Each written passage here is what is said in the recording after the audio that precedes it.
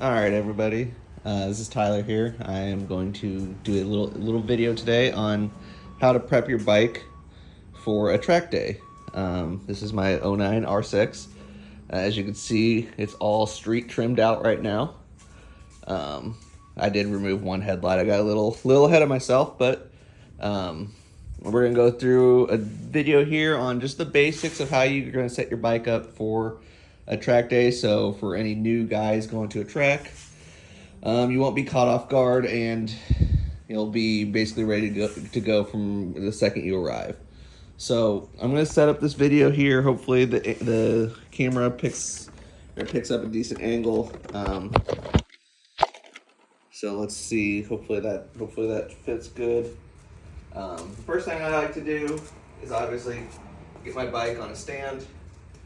Makes it a little easier for wrenching, taping, doing anything you need to without the bike moving around on you. So if you got rear spools and a rear stand, that's all you'll need. It's ready to go. So as you can see, I've already removed, I'm going to grab the camera here again. As you can see, I've already removed one mirror. So now we're going to have to remove the second mirror. Basically, you don't have to remove your mirrors at the track day. You can tape them off, but I like to remove them. It basically takes away the urge to look in your mirror. So I'm gonna start undoing this here. So for these R6s, it's really easy. Two bolts essentially.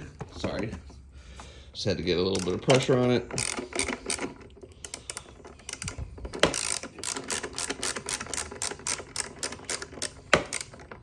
And that one's ready to pop off.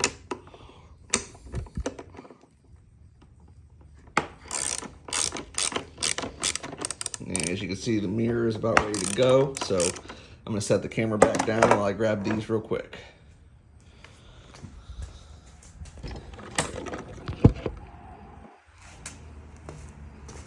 So once again, these mirrors are just held on by two bolts. If you got an R6, you do have to be careful of the little washer inside the mirror. Usually sometimes they come off with the threads, but most of the time you'll have to, and I'll grab the camera here to redo these to show you this real fast. So as you can see right there, there's two little washers, bearings, whatever you want to call them. I'm not really sure what the technical term is. But they come out pretty easily for the most part. You gotta just get a little traction on them. You can usually pry them out with your finger. And this one's about out. There we go. See? This back one is nope, it came out right away. So then I usually just kind of stick them together and they're good to go. You can zip tie these together. There's not really any point. They don't really hold anything. The windshield's held by the clamping of the mirror, so it's not necessary for you to do that. I'm gonna go through taping here. This will probably be sped up, so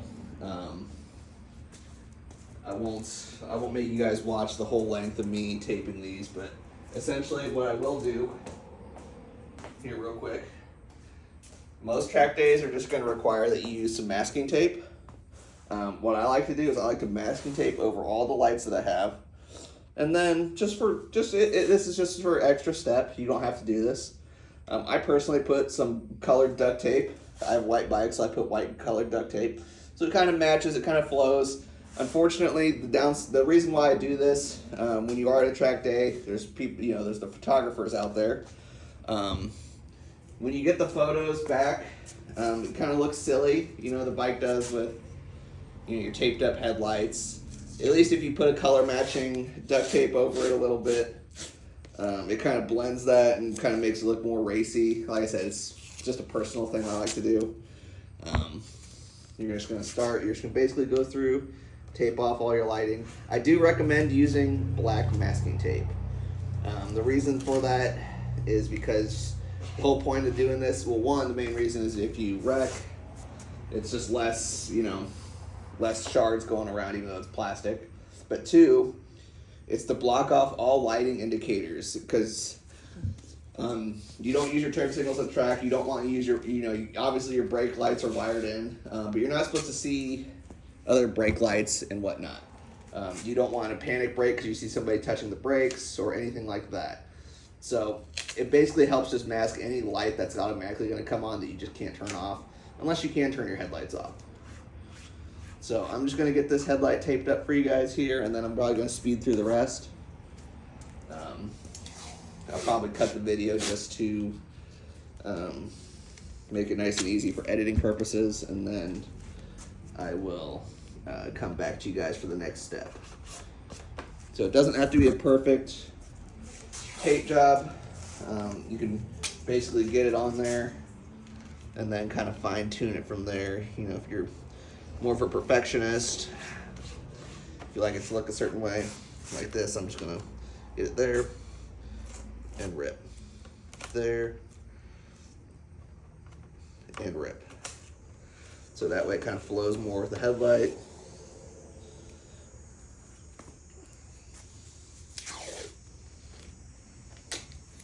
The not wide masking tape does seem to work better than this wide masking tape that I'm using. It's all I had on hand at the moment. I wasn't able to run and grab some thin duct tape. But you can just tear it in half, kind of make it work. It doesn't have to look pretty. Like I said, this is making it look nice is just for you, your OCD, or anything that you might want to do. Me, I kind of, it's something I make myself do because I can't help myself. So there, that headlight's taped up. It's not perfect, but it'll work. From here, I'll just fine tune, kind of, I don't want that sticking off.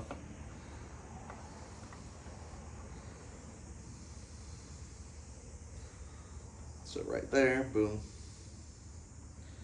boom. Fills right in with the headlight, pretty closely. We can adjust that a little bit like that. There we go.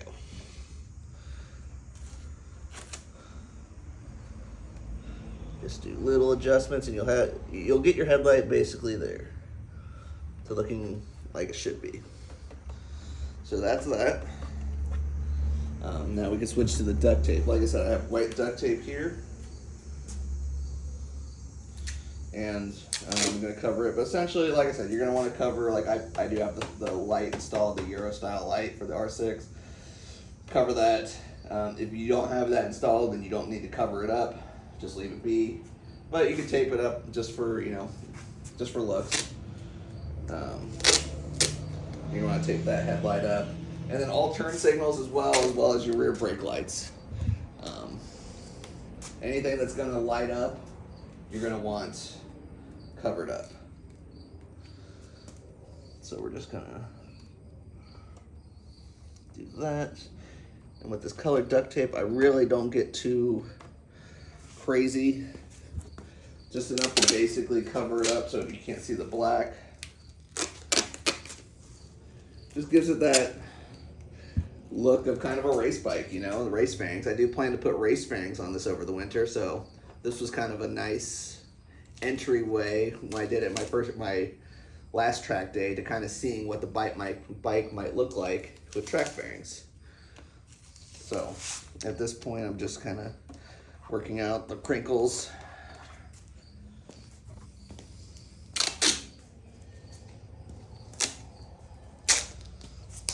That didn't work.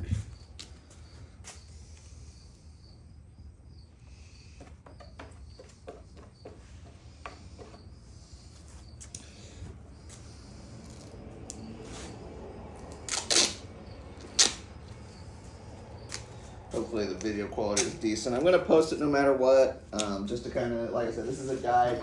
I don't really do these type of videos very often, but I was asked by a fellow racer whose first day, he didn't know how to set his bike up, and I thought I'd just make a video on it.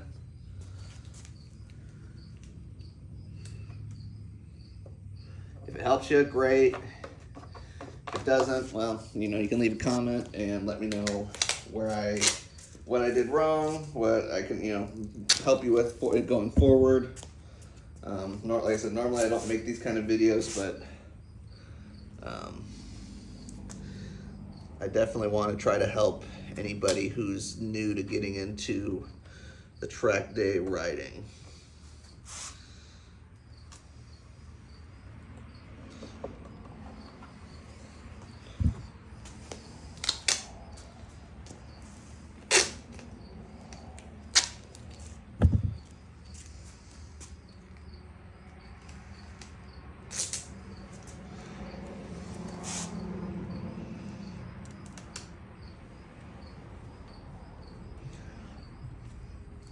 And now, like at close here, it's probably not going to look like it's a great tape job, but when you're at the track, you're moving the cameras, as you can see in like my channel picture, you can see, you can see that it's taped up, but it's not something that you kind of spot right away. So, and that's all it really matters in my mind for when I'm doing this tape job up.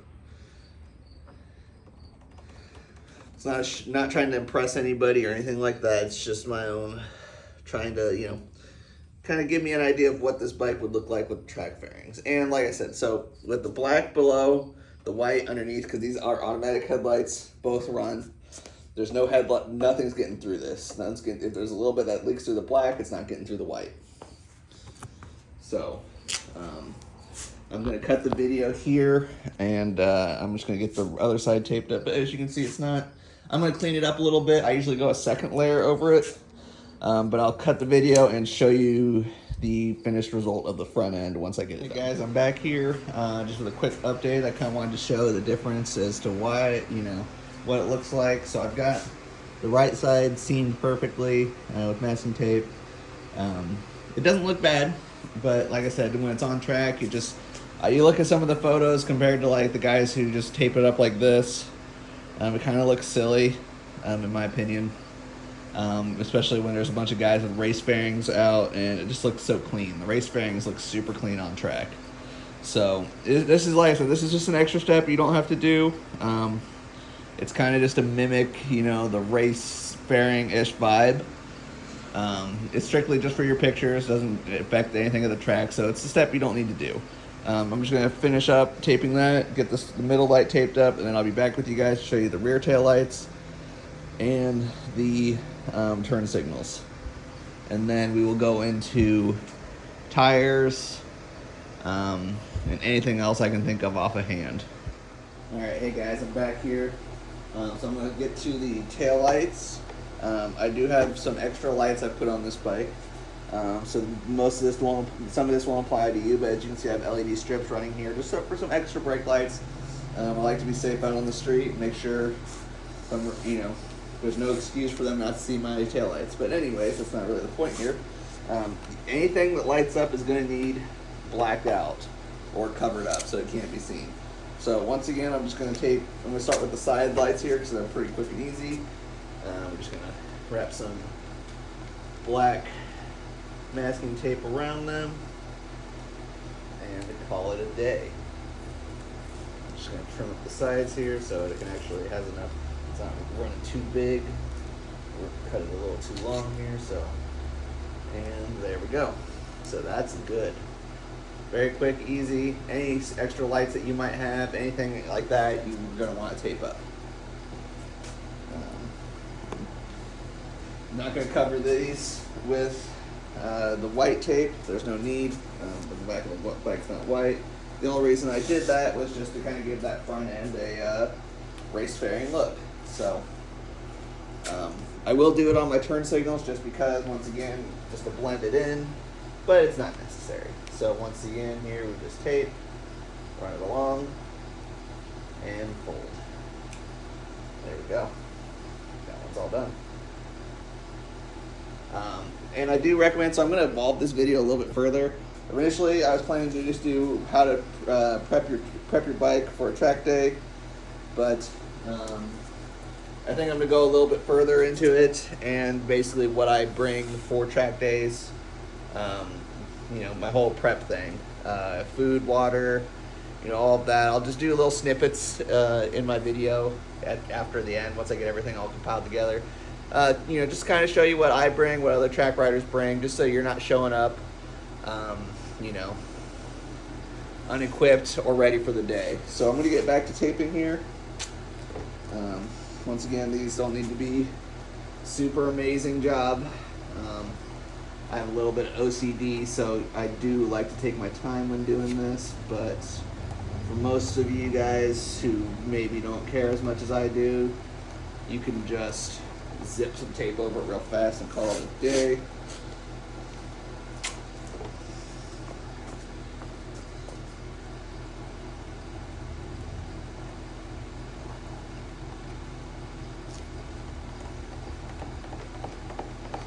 There we go. And then you can just run some strips across and you're good to go. Basically tape till you think you're not going to see the lights anymore, because they will say something to you, as well as you don't want to be the guy that has your brake lights showing and it causes an accident just because somebody freaked out from seeing the lights and had an instinctual reaction. It does happen. I had it. Didn't have that necessarily happen to me at a track day, but I had a guy come up and tell me that my brake lights weren't covered up, and kind of messed his turn up a little bit. He wasn't mad. He was just informing me. So, like I said, I like to share everything with everybody, so you kind of know what to expect. Obviously, as well, clean up your bike. There's no reason to have a dirty bike there. Clean it up, get it at least looking all right. Once again, like I said, they do have photographers there, so you're gonna want, obviously, if this is your first day, you're gonna want to remember it. So you're gonna buy the photos. The photos aren't usually too expensive. The track where I go, the guys there are $35 for a day's worth. So all the photos they take of you and your bike, $35. Not too bad, really, for some professional looking photos. So that light's all good. All good. So that's all done. Now I'm going to shift over to the turn signals. So we're just going to go over here. And once again, I will flip to the front real quick. You can kind of see the end result of what I did up here. As you can see, it's covered up. You're not going to, especially, you get 10 feet away, you're not going to be able to tell that it's not a stock fairing for the most part. Just quite a quick look. Obviously, you'll see this, but, it is what it is. It's at least gets you looking the part. Like I said, I enjoy that, so we're going to, hopefully this gets the angle here. Grab masking tape. So as you can see, my turn signal's right here. If you have the ones that come out, you're going to want to wrap it. But if you got a little low profile turn signal, it's super quick and easy to get done. Just cover it with a piece of tape.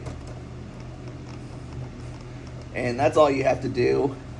I am going to white tape it just because it's me. And it'll bug me, so, but look at that.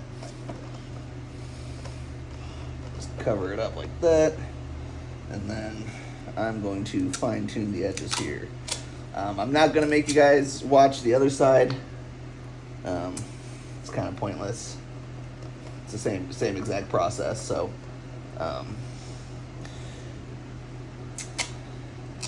just going to finish this up, and then I will close the video, and I will move on to tire pressures next. Actually, probably not even going to close I'll close the video real quick.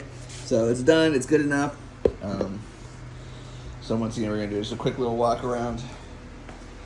Show you the tail section. All good. And so I'm going to cut the video, finish up the other side, and then we will go on to tire pressures. We'll touch base on that. All right, guys, I'm back here.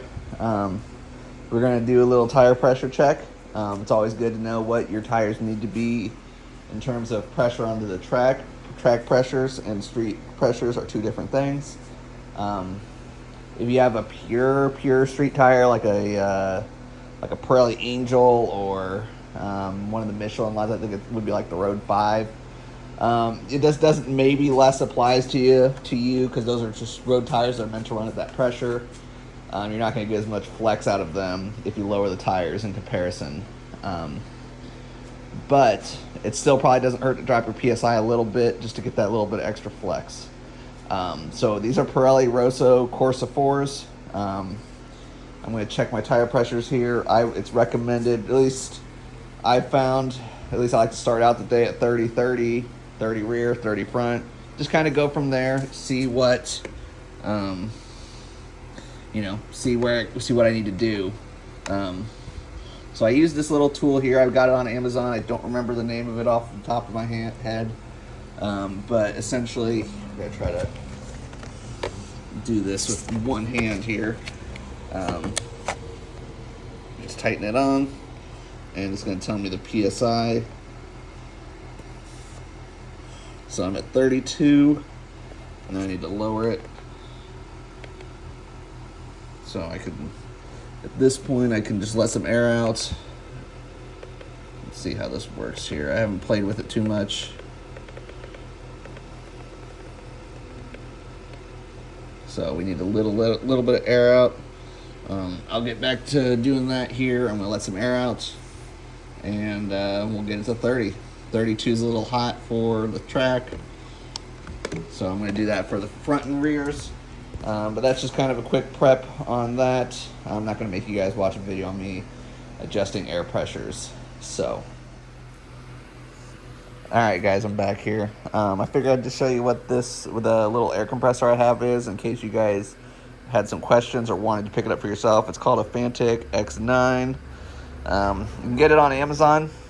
It was under $100. I don't remember the exact how much I paid for it. I think they usually have a coupon, so you can get it a little bit cheaper. But I've got 29 rear PSI and 30 up front. I'm going to go with that for setting up my starting out of the day. Usually, as it gets hot, you kind of play with the tire pressures depending on how hot the day is, how the tires are feeling. As you can see, that's my GoPro mount.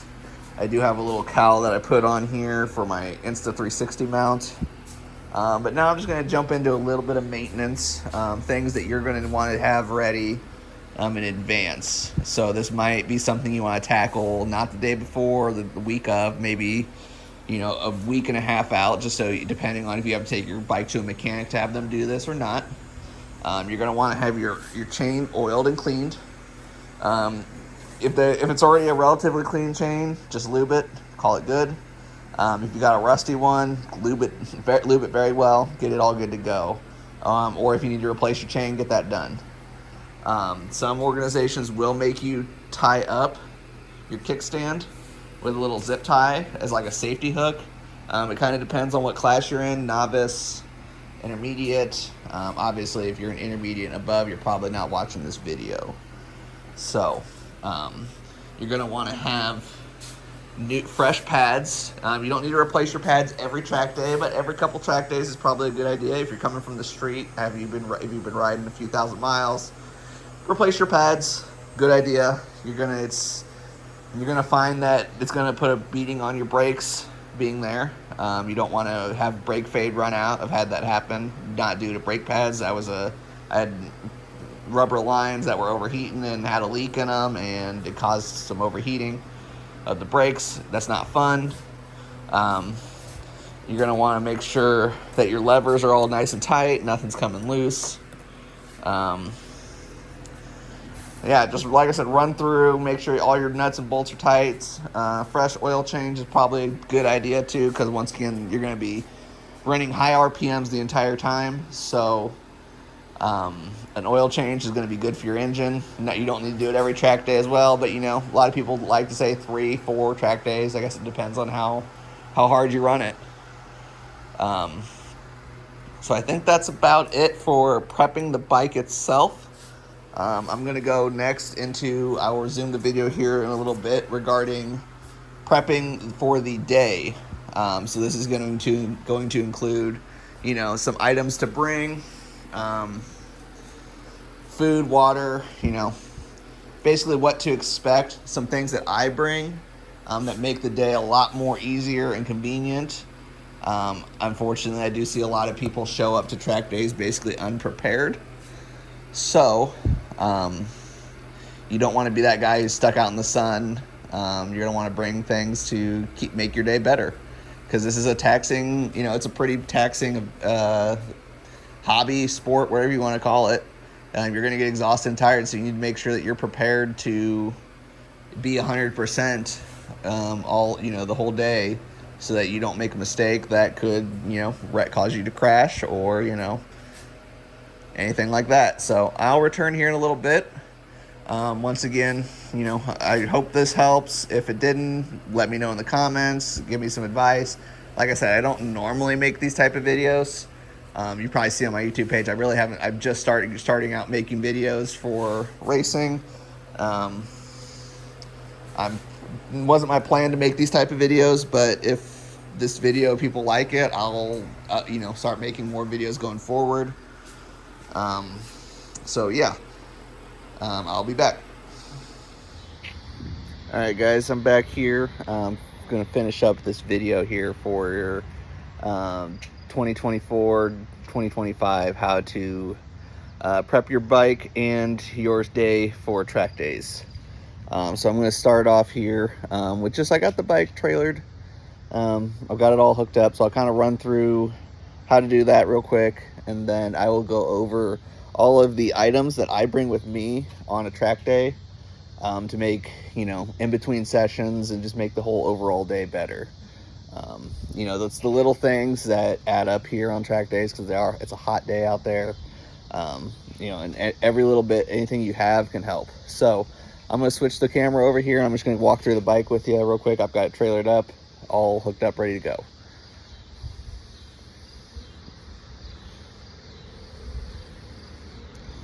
If I can.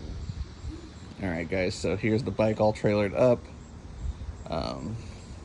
Just kind of do a quick walk around real quick so you can see what's going on. Kind of how I do this, and I'll explain it real fast here for you guys.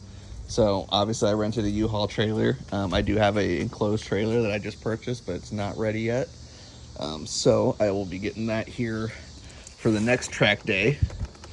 So I'm just going to run over basically how to strap the bike down into the trailer, what I do, little things that help me out. So obviously I rented a U-Haul trailer. These are cheap. You can rent a U-Haul truck too. It still comes out pretty cheap on that end. These are like $14 a day to rent. So they're a really good option if you don't have your own trailer, or if you don't have a truck. The trucks aren't too bad to rent either.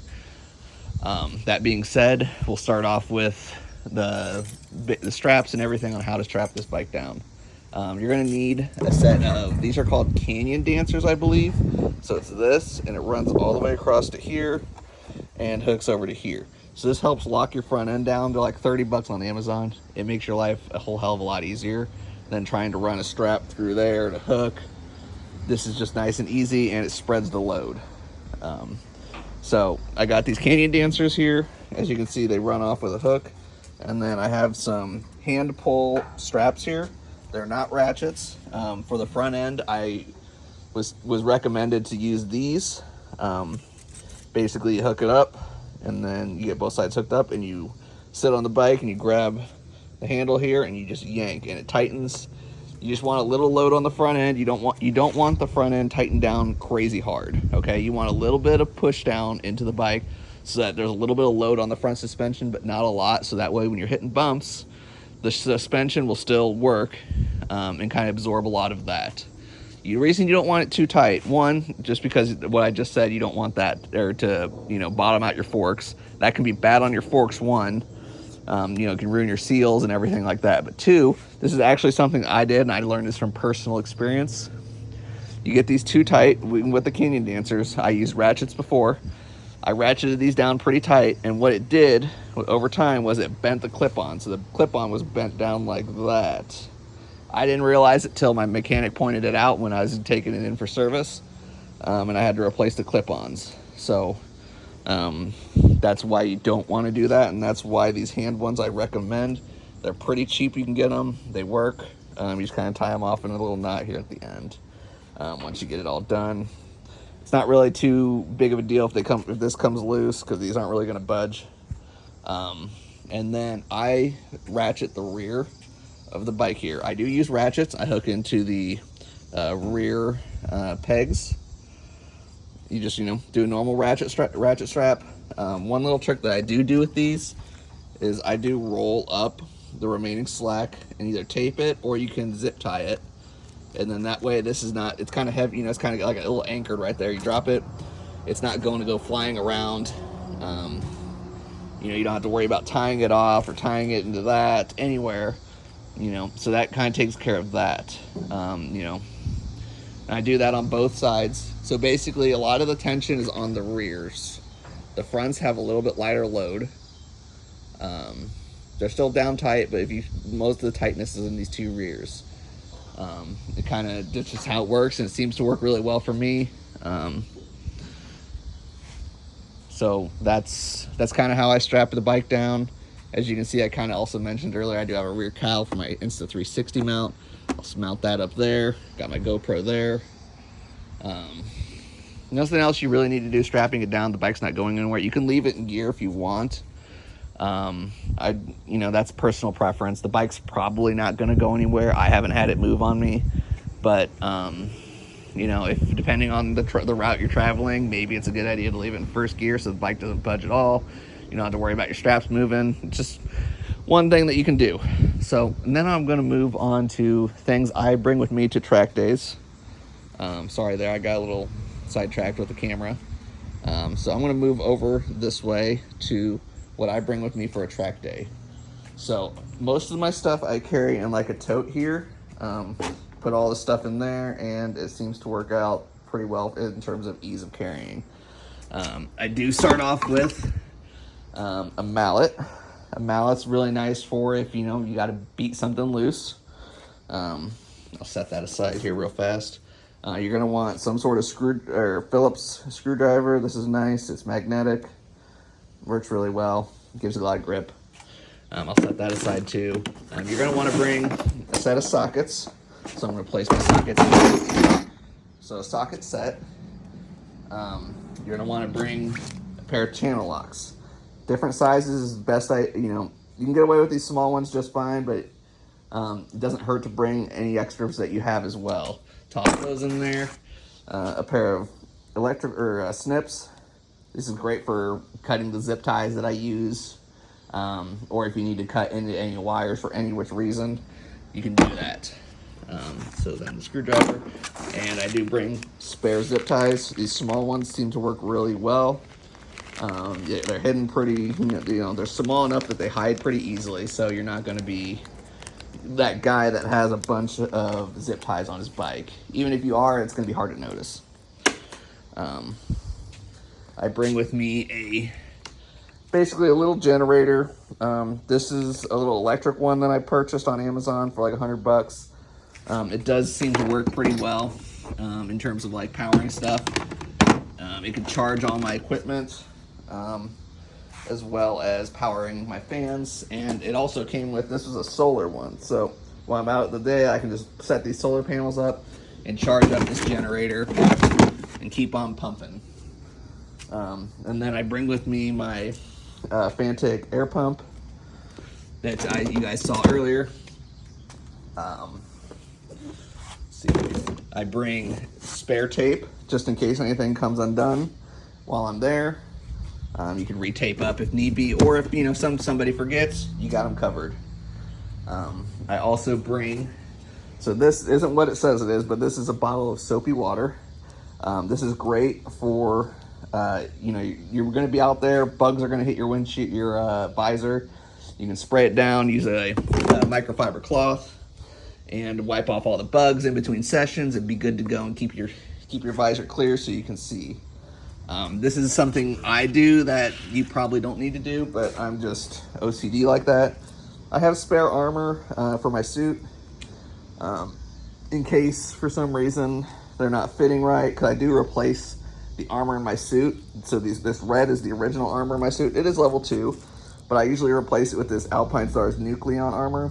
It's a little bit lighter, more flexible, and it flows a lot of air, so it kind of keeps the suit a little bit cooler, so like the heat isn't going to bunch up where, you know, your shoulder, your arms, your knees. The heat's just going to kind of dissipate a little easier. So I do bring that.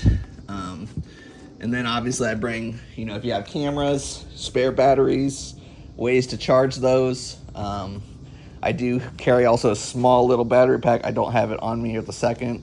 I keep that bunched up with my GoPro, but that's just another spare battery that can charge all that stuff, so that way my generator can handle anything heavier than that. If you are running tire warmers, like you've got slicks, then you're going to probably want a bigger generator than that. You're going to want a gasoline one. Once I get fast enough to be running slicks, I'm going to get a gasoline generator. I also bring, excuse the mess here, but I do bring this fan. It seems to work really well. Just, you know, you put it to help keep you cool. So I'll bring that with me. And you might be asking, why bring a fan if you're sitting out in the open? Well, I'm not. This is probably one of the biggest things you can bring as a tent, or canopy, what it's called. This is a 10 by 10 canopy. It folds up real nice and easy, you know, it's compact, and then it comes down out, and it's pretty easy to handle. Me and my buddy that I go riding with, we just set up camp, and we're out of the sun. I also have a basically mosquito netting for the sidewalls. Once it obviously keeps the bugs out, and it also provides a little bit of shade. You know, if the sun changes angles, it kind of covers you a little bit. And then obviously bring some chairs, some folding chairs. This one I just bought about a week ago. This is a nice, thick, you know, you can see right here, lawn chair. It is like $60 on Amazon, but I used this the other day at a concert and sat in it for hours and was super comfortable compared to like your normal folding chairs that are kind of uncomfortable. If you're someone like me who has a little bit of back pain, and you know, you're sitting on a bike all day, so you're gonna be sore no matter what. So something like this is a big deal. Just that extra bit of cushioning goes a long way. And then just a couple other things that I do bring. I'm gonna just pan back over to the bike here so you guys don't have to see my face any more than you need to. I bring pain medicine, so like some ibuprofen, something like that. You pop some ibuprofen, you know, kind of helps mitigate your back being sore by the end of the day if you pop it early on in the day. And then you're going to want to bring a cooler. I do have a cooler inside my house. I don't have that out here. It's about 50, 60 pounds right now. I put about 40 pounds of ice in it to keep it cool. So what I bring for track days, I bring candy. You know, you might be asking why candy. In between sessions, you're not going to be necessarily hungry, but you run the risk because you're getting hot, sweating, of just your blood pressure or your blood sugar running a little low. So candy's perfect for that. It gets you some kind of quick sugar into your system, get you some calories. You know, you don't need a big meal in between sessions, but you know, a couple pieces of candy works wonderfully, I've found. Typically do like chocolate. I don't try to get, you know, fancy like Reese's or anything, just some pure straight chocolate. Try to just get the straight sugar.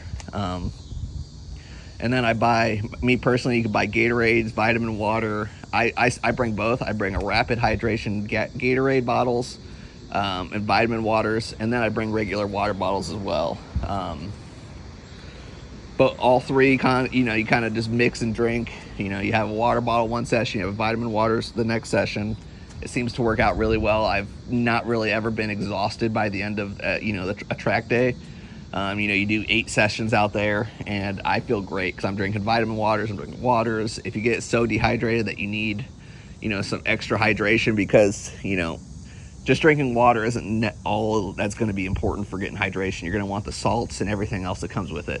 Vitamin or Gatorade rapid hydration bottles are a really good option. They get you your Himalayan salts and everything to help you hydrate faster.